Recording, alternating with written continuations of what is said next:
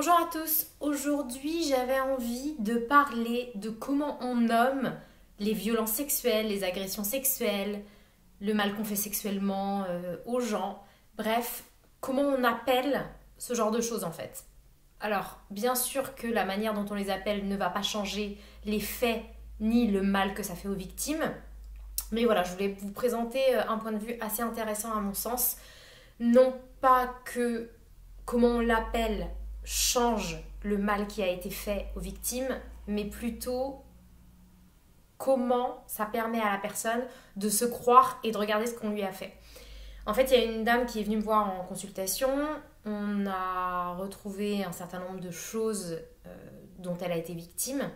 Et en fait, elle dit, mais les personnes qui m'ont agressée du coup pendant mon enfance l'ont toujours fait sans aucune violence en fait.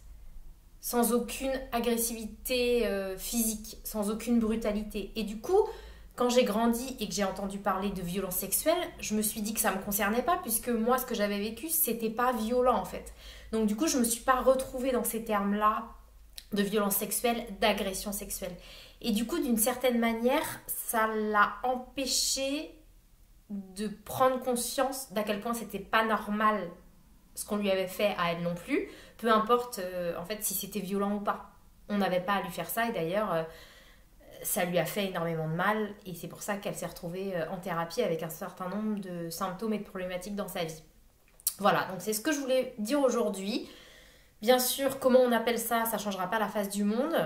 Moi, je n'ai pas la science infuse, je n'ai même pas choisi un terme spécifique pour en parler, mais voilà, je voulais montrer à quel point la manière dont on prénomme ces choses-là, c'est pas une question facile. Je pense pas qu'il y ait un nom qui soit l'apothéose de toute manière, vu ce dont ça parle de toute manière. Mais voilà, le problème avec le mot violence sexuelle, c'est que ça pourrait impliquer, pour les victimes en tout cas, qu'il y ait de la violence physique dans les actes, alors que dans beaucoup de cas, justement, il n'y en a pas.